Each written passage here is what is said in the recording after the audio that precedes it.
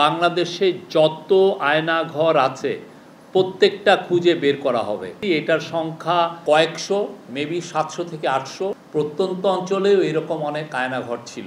বাংলাদেশে যত আয়নাঘর আছে প্রত্যেকটা খুঁজে বের করা হবে। সোফার আমাদের কাছে গুম কমিশনের ইনভেস্টিগেশন অনুযায়ী এবং সিকিউরিটি ফোর্সে যা ইনভেস্টিগেশন করেছে আমরা জেনেছি এটার সংখ্যা কয়েকশো, মেবি 700 থেকে 800, এবং এইটা আরও বের হচ্ছে। এবং এটা বোঝা যাচ্ছে যে এটা শুধুমাত্র ঢাকায় কনসেন্ট্রেট ছিল না, প্রত্যন্ত অঞ্চলেও এরকম অনেক আয়নাঘর ছিল। এবং এটার সত্যিকার অর্থে আপনার যদি হিউম্যান রাইটস ওয়াচ, যেটা নিউ ইয়র্ক বেস একটা টপ হিউম্যান রাইটস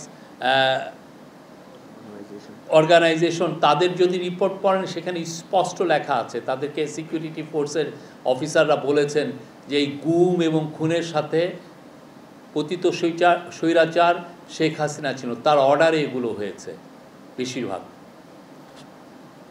আমরা আজকে আরও একটা ইম্পর্টেন্ট দিন এই জন্য যে আজকে আপনারা জানেন ইউএন, ঠিক আমরা যখন কথা বলছি ইউএনের হিউম্যান রাইটস অফিস আজকে তাদের বাংলাদেশে যে জুলাই অগাস্টে যে অভূতপূর্ব যে একটা ঘটনা ঘটলো, যে ম্যাস আপরাইজিং হলো, সেই সময় যে অ্যাট্রোসিটিস হয়েছে সেটার উপর একটা ফ্যাক্ট ফাইন্ডিং রিপোর্ট দিয়েছে। আর 8 জন যারা গুমের শিকার হয়েছিলেন শেখ হাসিনার 15 বছরে রুলে, তারা আজকে সবাই আয়নাঘরে ভিজিট করতে গিয়েছিলেন। তার মধ্যে আয়নাঘরগুলো 3টি জায়গায় লোকেশনে আমরা যাই, তার মধ্যে 2টো হচ্ছে র্যাবের লোকেশন এবং আর একটা হচ্ছে ডিজিএফআইয়ের। এবং সেইখানে তাদেরকে কিভাবে রাখা হতো, কিভাবে তাদেরকে টর্চার করা হতো এবং কিভাবে তারা দিনগুলো কাটিয়েছেন। কেউ কেউ আছেন যে যারা 8-9 বছর ছিলেন এবং তার একটা ভিভিড বর্ণনা, এটা মানে শোনা যায় না, মানে এটা ল্যাঙ্গুয়েজ আসলে প্রকাশ করার মতো না। তো এই ভিজিটে এগুলো প্রকাশ পায় এবং এটা যারা ভিকটিম ছিলেন তারা তাদের অর্ডিল বর্ণনা করেন।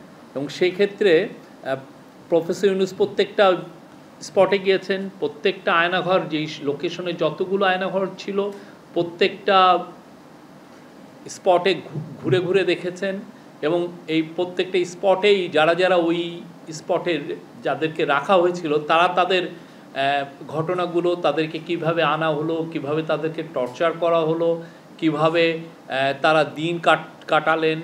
এবং তারা আসলে কেউ তো আছেন যেমন আবদুল্লাহ আজমি, আরমান, ব্যারিস্টার আরমান, তারা 8-9 বছর ধরে ছিলেন, তারা কিভাবে ছিলেন পুরো বর্ণনাটা এসছে। এবং আপনারা জানেন আমরা সবাইকে নিতে পারিনি, আমরা সরি ফর দ্যাট।